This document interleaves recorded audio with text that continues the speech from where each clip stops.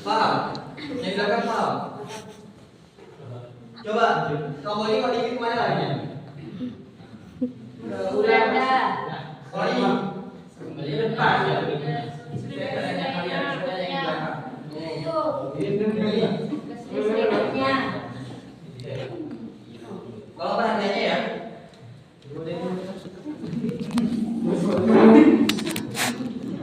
Oke, di sini ada materi ya. Kita next ke materi. Tujuan pembelajaran seharusnya. Oke, tujuan pembelajaran ini itu yang pertama, yang saya harapkan itu kalian dapat menjelaskan pengertian ekosistem dan komponen-komponennya. Yang kedua, kalian dapat mengidentifikasi berbagai jenis interaksi yang terjadi antar komponen biotik maupun abiotik dalam suatu ekosistem. Yang ketiga, yang saya harapkan lagi, kalian dapat memberikan contoh dari interaksi antar komponen ekosistem di lingkungan sekitar. Jadi yang pertama itu saya berharap kalian bisa menjelaskan pengertian ataupun dasarnya.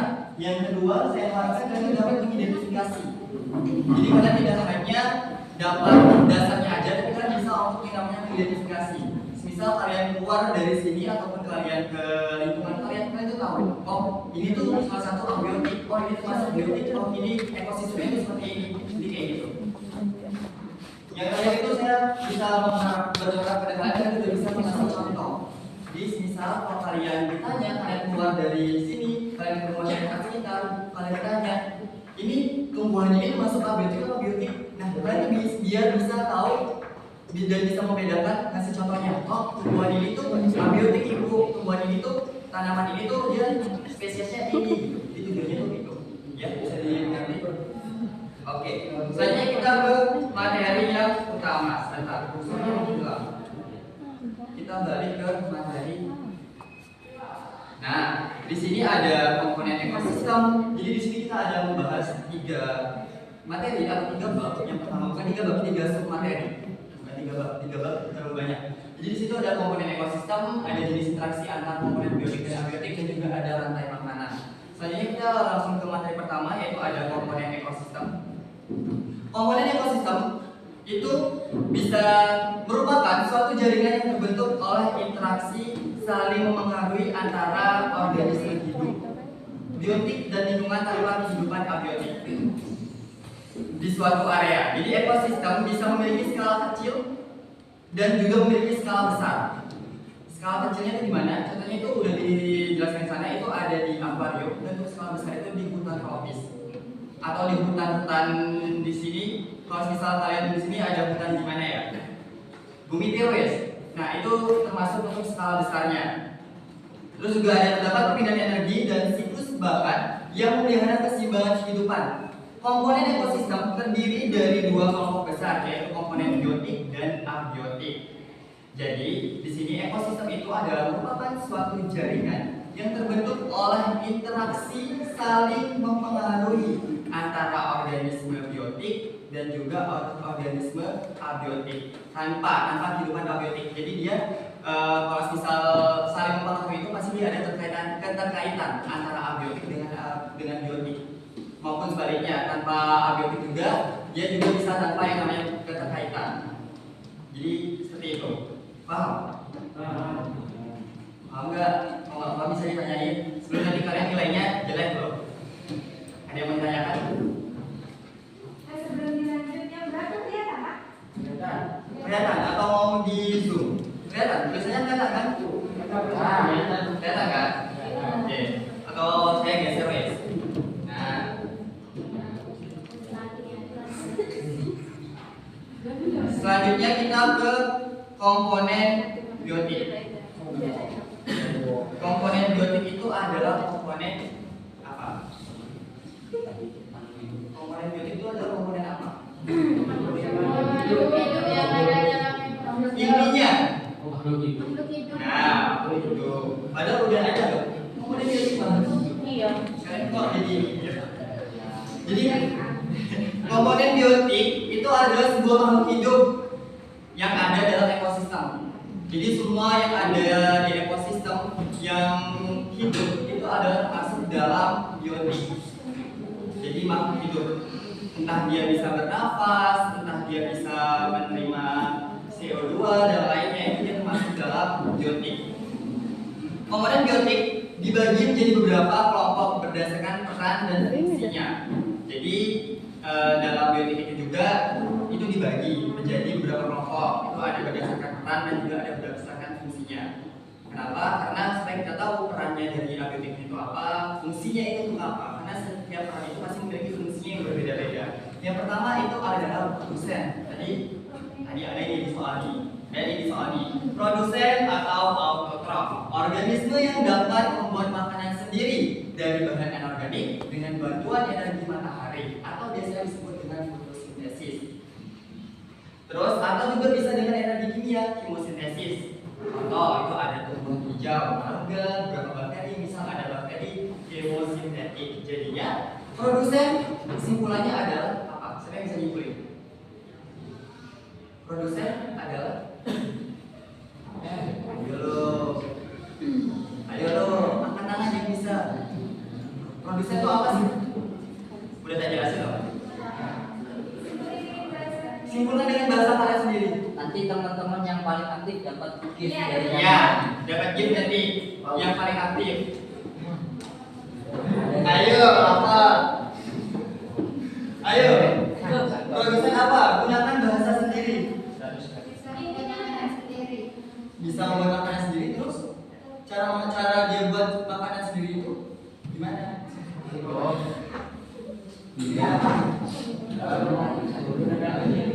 Dengan apa? Ayo dong sebutin namanya. Angkat tangan, sebutin namanya siapa? Jelasin apa? Kalau kalian ngomongnya kayak gitu, nanti kita nggak tahu sampai apa yang dia dicatat sama kata yang lainnya. Jadi kita dapat reward kok. Ayo, apa? Siapa namanya? Produsen bisa membuat makanan sendiri dengan bantuan energi matahari yang disebut fotosintesis. Oke, namanya? Nurul. Catat ya Pak.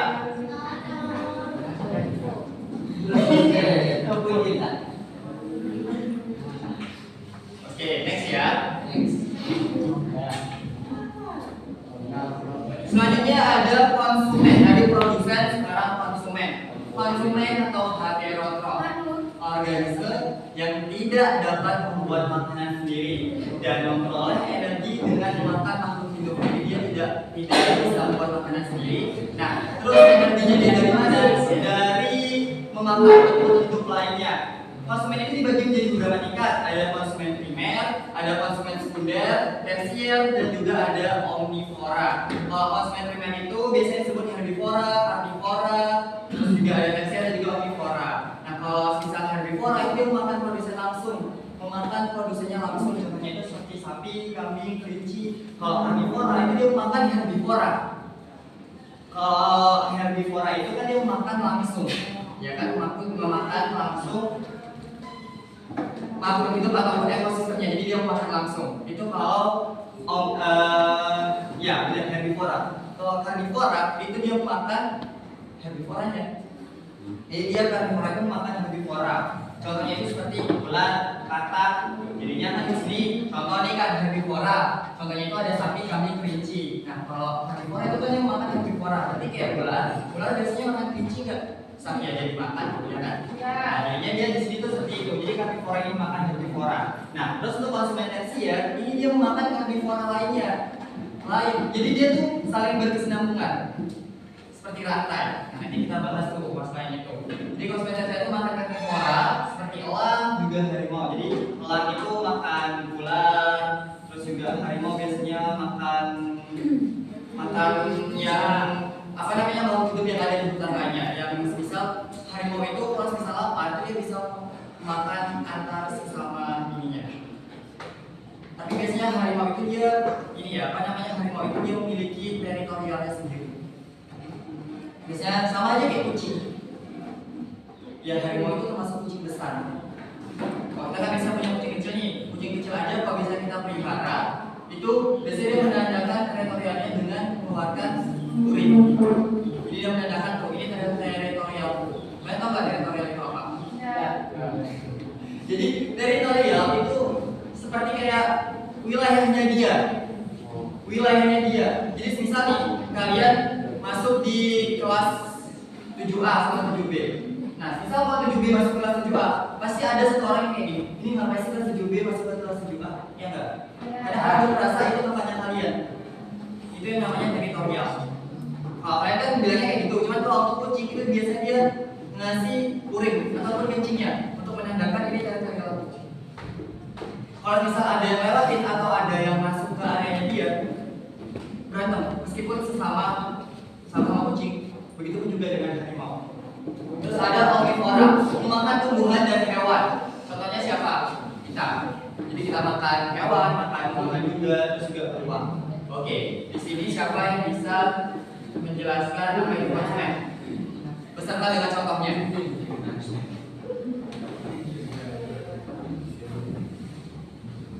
Oke, ada nggak? Kalau nggak ada, next nih.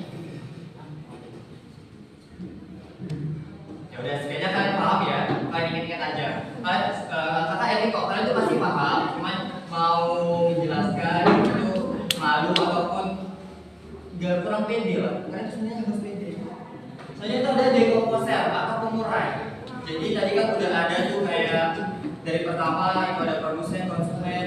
Nah, dan itu tuh ada namanya pengurai atau menetralisir dari dua ini, dua antara produsen dan konsumen. Organisme ini tuh mengurai sisa-sisa makhluk hidup, bangkai, daun gugur ataupun kotoran menjadi zat anorganik yang dapat digunakan kembali oleh produsen. Jadi dia itu mengurai ataupun mendaur ulang. Ya, ayo ada bapaknya masuk, kalian fokus ke bapaknya. Ini dijelasin dong. Kalian jangan baca fokusnya. Udah fokus ke sini. Oke. Jadi dekomposer pengurai itu dia menguraikan sisa-sisa makhluk hidup ataupun sisa-sisa. Sekarang kan lagi viral tuh, kalian pas misal update di media sosial atau lainnya itu ada yang namanya ulat yang untuk mengurai kayak limbah-limbah seperti daun ampas pisang, nah itu dia termasuk pengurai. Jadi dia mengurai, dia makan, nah itu baliknya kemana? Baliknya itu ke produsen, balik lagi ke awal. Nah contohnya itu ada bakteri, jamur, organisme pemakan, jadi sisa organisme mati dan bahan organik yang sudah hancur seperti cacing tanah, kutu kayu, nah itu juga termasuk. Seperti juga yang ada di biasanya kalian lihat di Instagram ataupun di TikTok itu ada biasanya itu kayak kebun binatang itu biasanya dia memelihara seperti sejenis cacing itu untuk yang namanya itu untuk mengurai sisa makanan dari hewan-hewan yang ada di sana, jadi supaya nggak mengotori bumi kita. Selanjutnya komponen abiotik. Tadi biotik makhluk hidup, kalau abiotik apa? Tadi biotik makhluk hidup, kalau abiotik apa? Tidak hidup. Kenapa kalian jawab tidak hidup?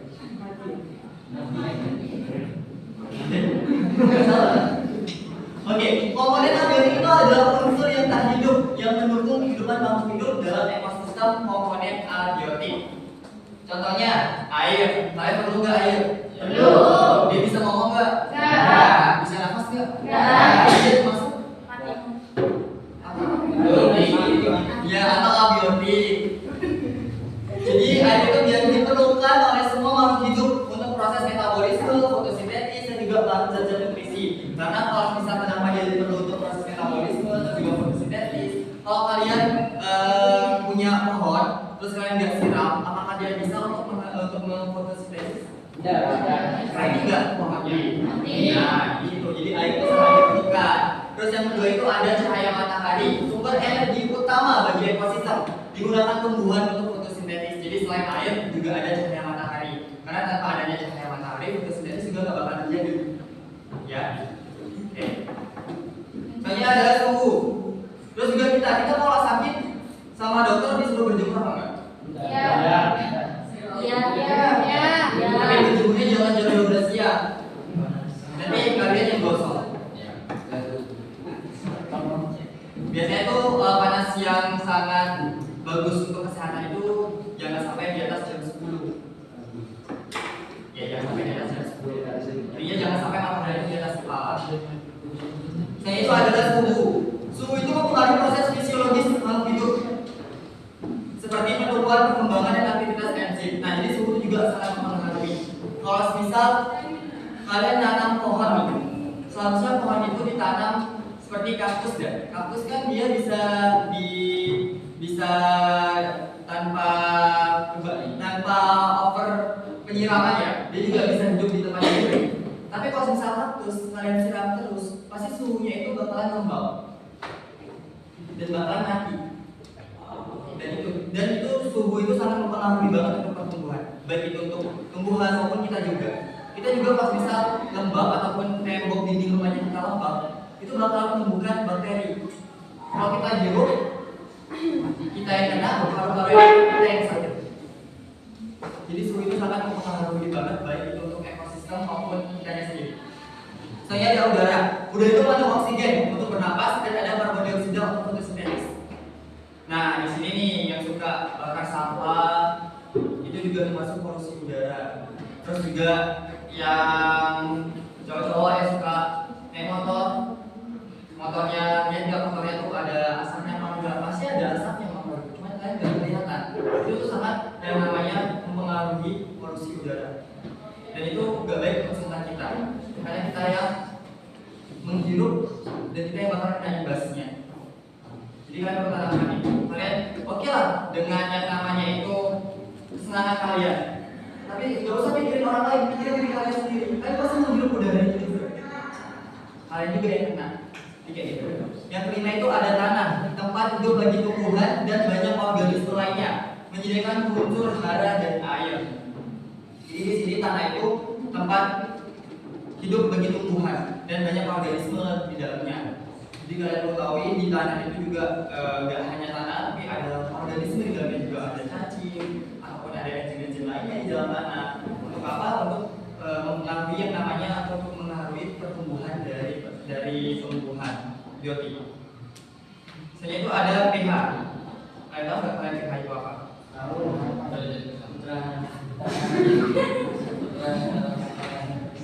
Ya nggak salah, pH itu ada derajat sama biasanya pH itu bisa nanti kalian kalau kalian berminat dalam sains misalnya ya, kalian tuh pasti bakalan yang namanya ukur pH. pH itu ada pH air. Jadi kalian tuh juga air tuh ada pH-nya. Dan juga kalian dapat kalian sadari, kalian tuh pakai sabun muka atau sabun mandi itu ada pH-nya. Ya. Jadi kalian jangan salah. Jadi selain kalian mengenai ingredients dari bahan kosmetik kalian ataupun sabun kalian itu juga lihat pH-nya.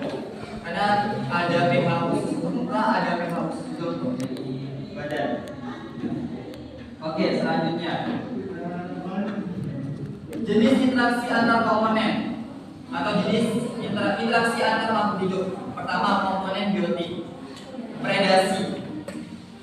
Predasi adalah interaksi antara dua organisme di mana satu organisme itu predator memangsa dan memakan organisme lainnya atau memangsa. Jadi predator dan juga mangsa.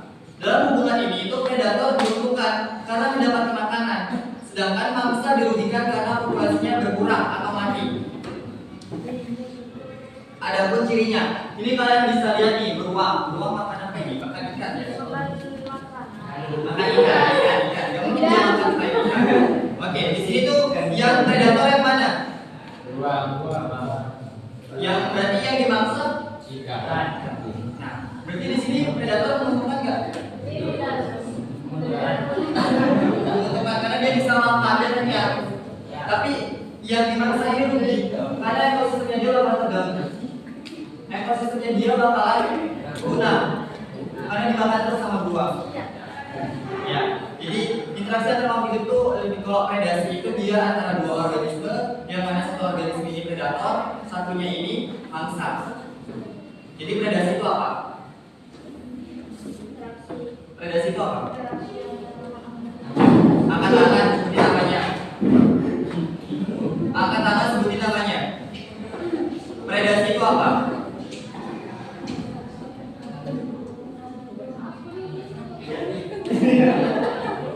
Ayo jawab, masa yang cewek ada tadi jawab. Predasi itu apa? Tadi udah tak jelasin loh.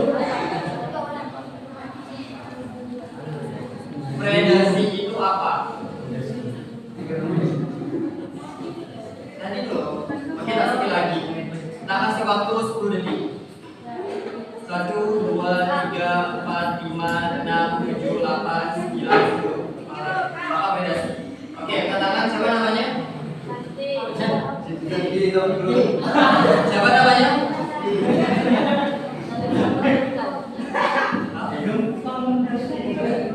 Dua organisme yang saling Namanya siapa? Apa predasi? Dua organisme yang saling menguntungkan. Dua organisme yang saling menguntungkan. Terus Apa itu? apa aja? Dua organismenya ini apa? Mangsa dan mangsa. Mangsa sama mangsa. Atau predator ya, predator dan mangsa. Terus dicatatkan. Tepuk tangan nggak? Masa nggak tepuk tangan? Yang bisa jawab.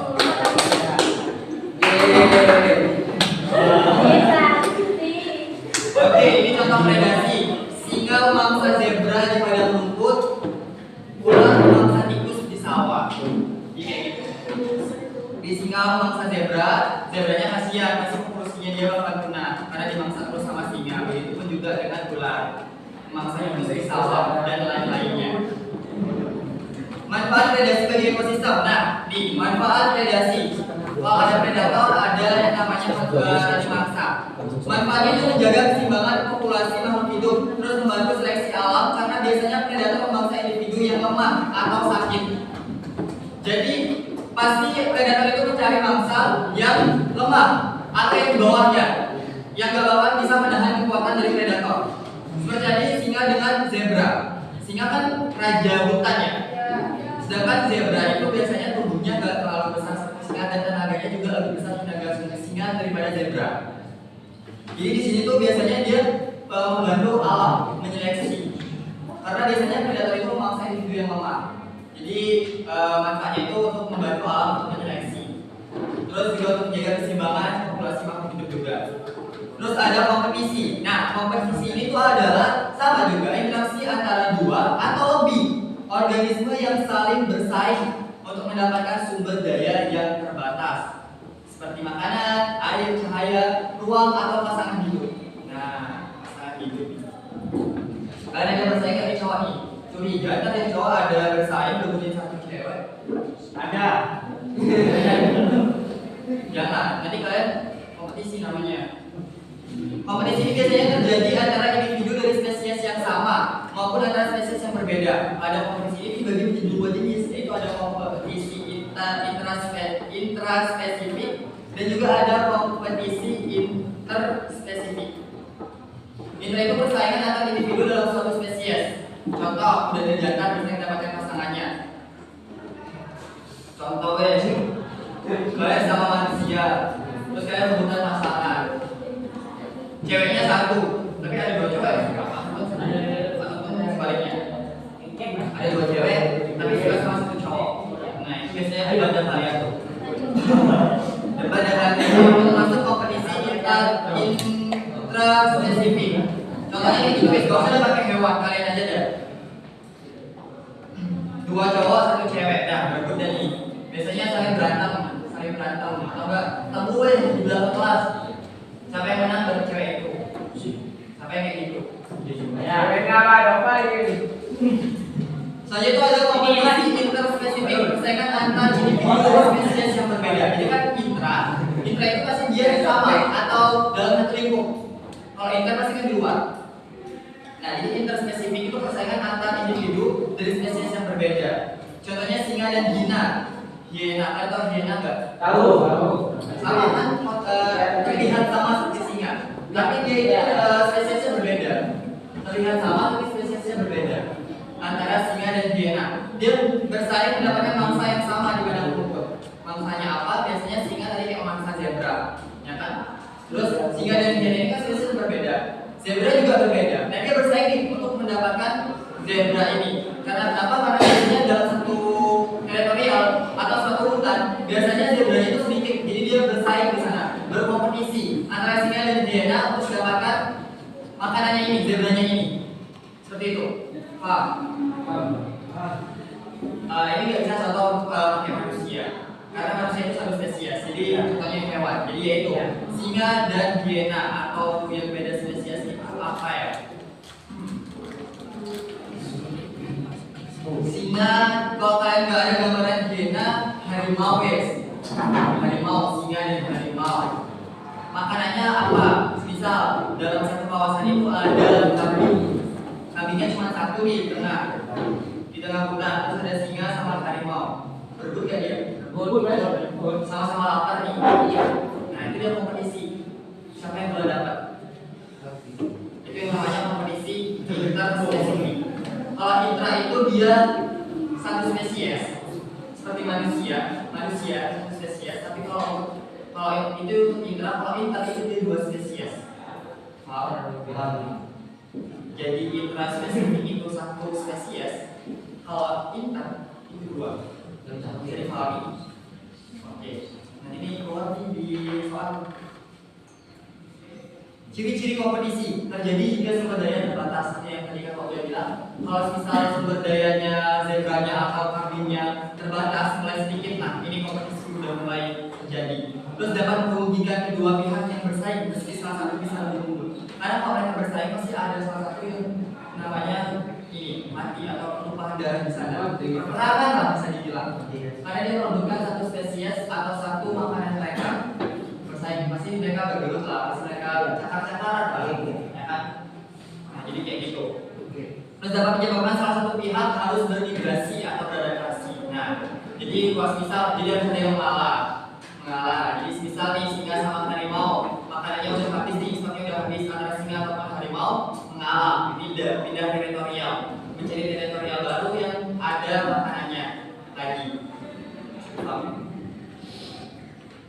Terus namun dari kompetisi ini juga ada manfaat ternyata. Meskipun ada pertumpahan darah, meskipun ada yang terus mengalah, tapi juga harus ada manfaat. Ada manfaatnya itu menyaring individu yang paling mampu bertahan hidup dan menjaga keseimbangan populasi spesies. Jadi dia tuh menyaring yang paling mampu bertahan hidup itu siapa? Manfaatnya itu. Tapi jangan diterapkan kalian manusia yang kayak itu. Kita manusia itu makhluk yang apa? Ya. Selanjutnya itu adalah simbiosis. Simbiosis ini sering banget masih dibahas. Simbiosis interaksi erat antara dua spesies yang berbeda yang dapat saling menguntungkan atau mutualisme, menguntungkan satu pihak dan merugikan pihak lainnya atau parasitisme. Jadi kalau misal saling menguntungkan antara dua belah pihak itu disebut mutualisme. Kalau menguntungkan satu pihak dan merugikan pihak satunya itu disebut parasitisme. Atau menguntungkan satu pihak tanpa merugikan pihak lainnya itu disebut komensalisme. Ya, jadi kalau misal saling menguntungkan dan ada yang dirugikan itu disebut mutualisme. Terus kalau antara dua menguntungkan salah satu yang tidak diuntungkan itu bisa disebut parasitisme. Ya, terus kalau misal untuk menguntungkan satu pihak tapi nggak merugikan yang lain itu disebut komensalisme. Bisa dipahami? Parasitisme apa? Parasitisme apa?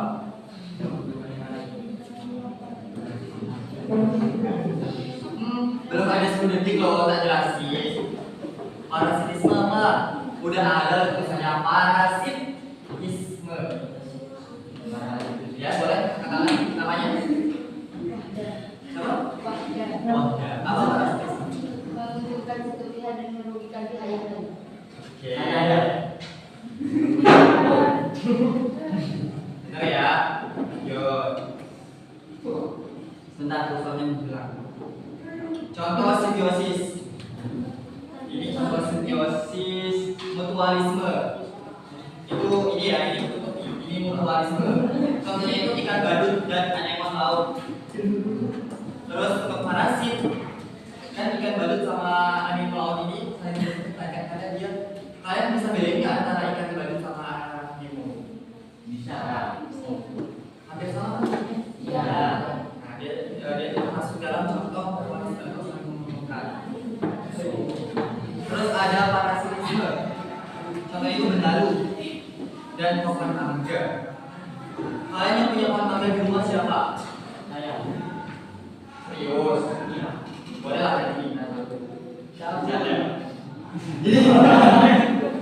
Jadi biasanya di pohon mangga itu biasanya ada ini. Pernah ada nggak? Pernah ada nggak?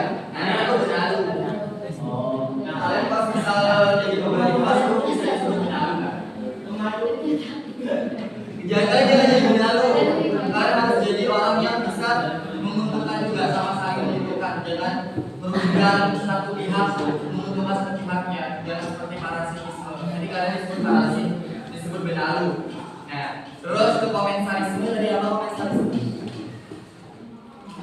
Menguntungkan satu pihak dan tidak merugikan pihak yang lain. Nah, siapa yang dijawab? Oh, ada juga. Itu contohnya anggrek dan pohon. Nah, anggrek itu dia nggak merugikan pohon yang ditumpangin, karena dia cuma karena anggrek itu menumpang, tapi tidak menyerap enzim ataupun yang ada zat yang ada di dalam pohon anggreknya. Jadi dia itu tidak merugikan mangganya itu sendiri, pohon mangganya ataupun pohon yang didagangkan ini tidak merugikan. Beda dengan halnya dengan benalu. Ya, Oke. Interaksi antar makhluk hidup dengan lingkungan abiotik. Adaptasi terhadap suhu, cahaya, air, dan tanah. Suhu. Hewan yang hidup di daerah dingin memiliki bulu tebal untuk menjaga kehangatan. Benar apa enggak? Contoh. Jadi siapa namanya? Cahaya. Biasanya cahaya itu kan merupakan sumber energi utama bagi tumbuhan untuk fotosintesis. Nah, jadi kalau misal kalian coba aja, kalau punya tumbuhan kecil, kalian nggak kenain sinar matahari. Coba kalian punya dua tanaman, kalian taruh yang satu di bawah sinar matahari, yang satu enggak. Pasti ada perbedaannya. Gak mungkin nggak ada, entah jelati ataupun entah dia tumbuhnya lebih lambat yang di matahari lebih cepat tenggelam, ataupun sebaliknya yang di matahari mati yang di gelap malah lebih tumbuh. Jadi kayak gitu. Jadi cahaya itu juga mempengaruhi. Terus juga air. Tumbuhan memiliki adaptasi untuk menyimpan air seperti kaktus atau beradaptasi dengan ketersediaan air yang berbeda. Jadi kaktus itu dia menyimpan cadangan air. Jadi kenapa dia bisa hidup di kekeringan? Karena dia bisa menyimpan air di sana. Untuk menyimpan air, untuk nanti kalau misal udah mulai kekeringan, nah itu dia mulai mengeluarkan sedikit demi sedikit, mengangkat pak. Misalnya kalian airnya tinggal sedikit di rumah, sekalian bisa minum sedikit sampai airnya datang lagi, ya kan? Nah ini seperti itu. Terus tanah, menyediakan nutrisi dan tempat hidup bagi tumbuhan. Kalau nggak ada tanah, tumbuhan hidup di mana? Mungkin kan, pasti ada tanah juga, ada pupuk dan lainnya. Nah ini interaksi biotik dan abiotik. Dari biotik apa? Abiotik. Dari contoh ini, yang mana biotik? Sudah. Terus, Yang abiotik itu. Yang mana? Mana biotik? itu kakinya.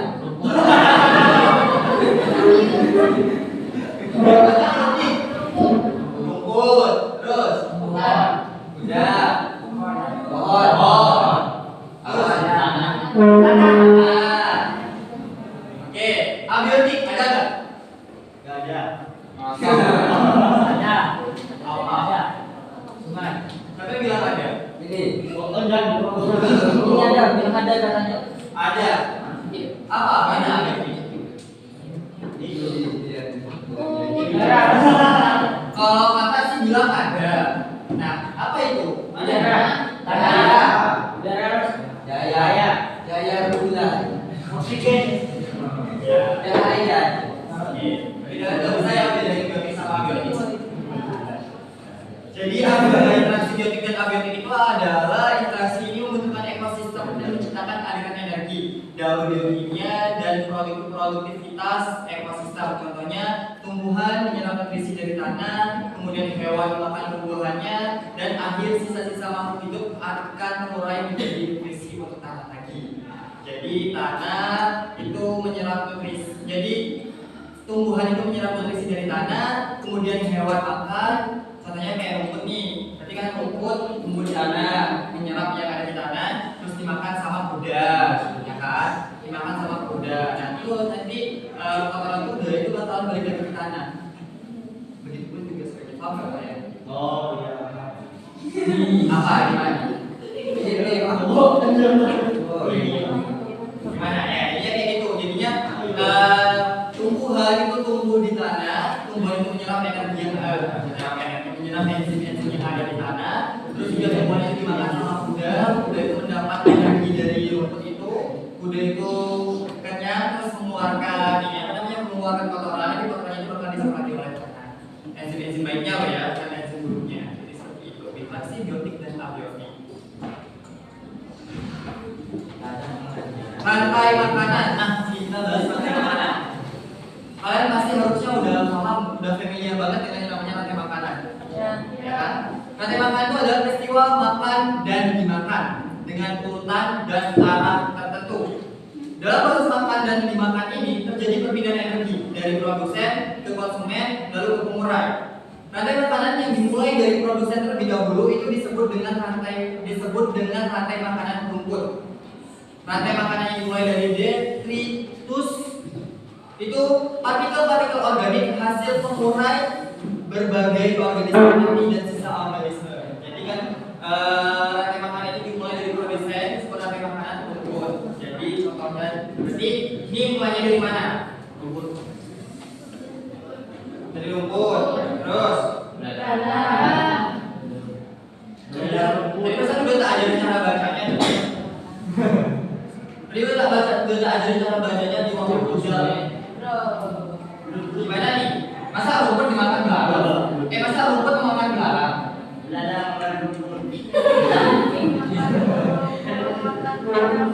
Iya, ini produsen itu rumput. Jadi rumput ini dimakan oleh belalang.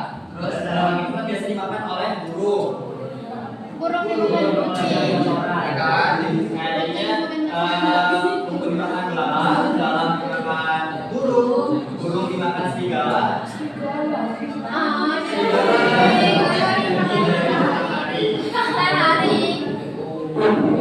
Gimana? Serigala makan matahari. Iya. Kalian nggak punya matahari kan? Nggak punya. Apa lagi itu? Bisa cara makannya? Cara makannya. Bisa. Coba gimana? Coba. Rumput dimakan belalang, belalang makan burung, burung makan singa, singa makan bulan.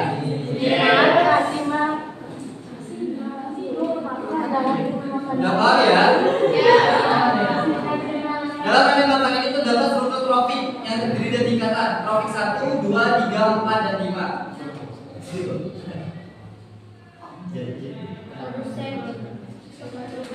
Trofik 1 itu produsen, trofik 2 itu konsumen primer, trofik 3 itu konsumen sekunder, trofik 4 itu konsumen tersier, yang kelima itu dekomposer atau pengurai.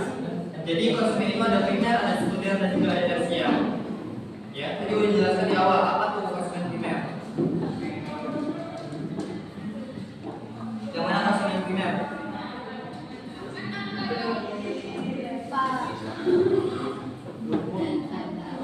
Rumput, belalang, atau apa nih? Belalang. burung. Oke. Gambar rantai makanan rumput itu adalah produsen. Nah, jadi tadi itu rumput itu produsen, belalang itu konsumen primer, nadal atau nadi burung itu termasuk konsumen sekunder, terus serigala atau burung elang itu termasuk konsumen tersier atau konsumen yang memakan terakhir sebelum ke mengurai. Paham? Jadi konsumen primer itu konsumen pertama yang makan, terus sekunder itu yang kedua, tersier itu yang ketiga. Gambar rantai makanan detritus. Pupuk, ada cacing tanah, terus cacing tanah yang dimakan oleh ayam, ayam dimakan oleh ular, ular dimakan oleh ular. Itu gambar rantai makanan detritus. Jaring-jaring makanan. Kita cepat ya, soalnya ngejar kalian mau sholat. Jaring-jaring makanan ada sekumpulan rantai makanan yang saling berhubungan. Produsen tidak hanya dimakan oleh satu jenis konsumen, begitu juga dengan konsumen tidak bergantung hanya pada satu jenis produsen. Jadi di sini kita bisa lihat, ini kan nggak muter kayak tadi, nggak bulat seperti tadi. Ya. Jadi seperti kata kuncinya, jaring makanan sekumpulan rantai makanan yang saling berhubungan. Produsen tidak hanya dimakan oleh satu jenis. Jadi produsen itu tidak dimakan oleh satu jenis. Begitu juga dengan konsumen, tidak bergantung hanya pada satu jenis produsen. Seperti ular dia makan tumbuhan, emas batu. Belalang juga pasti bakalan dimakan oleh burung, burung juga dimakan oleh ular. dia itu tidak hanya dimakan oleh satu jenis konsumen aja, tapi dimakan juga oleh konsumen lainnya atau spesies lainnya. Jadi satu spesies ini atau satu tumbuhan ini tidak hanya dimakan oleh yang lainnya. Maksudnya tidak dimakan oleh satu spesiesnya aja, tapi bisa juga spesies lainnya. Jadi kayak gitu. Kayak burung pipit makan belalang juga. Kadang juga elang juga bisa makan katak atau tikus. Tuh. Belalang juga makan sawi. Ulat juga kadang ada di sawi ya kan? Iya. Aliran energi dalam ekosistem itu merupakan proses perpindahan energi dari satu tingkat tropik ke tingkat tropik lainnya melalui rantai makanan. Dimulai dari produsen yang mengubah energi matahari menjadi energi kimia melalui fotosintesis, kemudian berpindah ke konsumen dan berakhir pada dekomposer. Nih kalian bisa lihat sendiri di sini. Contohnya, aliran energi ekosistem merupakan proses perpindahan energi dari satu tingkat tropik ke tingkat tropik lainnya. Nih, kan dia dari sini ke sini, jadi ke sini. Tropiknya itu berpindah-pindah. Ya, perpindahan energi. Oke. Dimulai dari produsen tumbuhan yang mengubah energi matahari, pada proses kimia fotosintetisnya. Terus berpindah ke konsumen karena konsumen ini memakan dari tumbuhan itu. Jadi dia memakan energi kimia yang terjadi pada fotosintetisnya pada hari. Atau kalian bingung? Enggak. Gini-gini paham nggak? Paham. Ya, awasannya nanti waktu tes soal nilai kalian 30 lagi. Tahu-tahu jangan sampai dibuat 30. Sampai enggak. Oke, ternyata materinya udah habis. Yeay. Ya, kalian ngerjain tugas. Gimana Kak? Tugas apa lagi lagi tadi atau mau dikasih lagi? Tadi lagi. Tadi. Tadi ini ya, kalau atasnya itu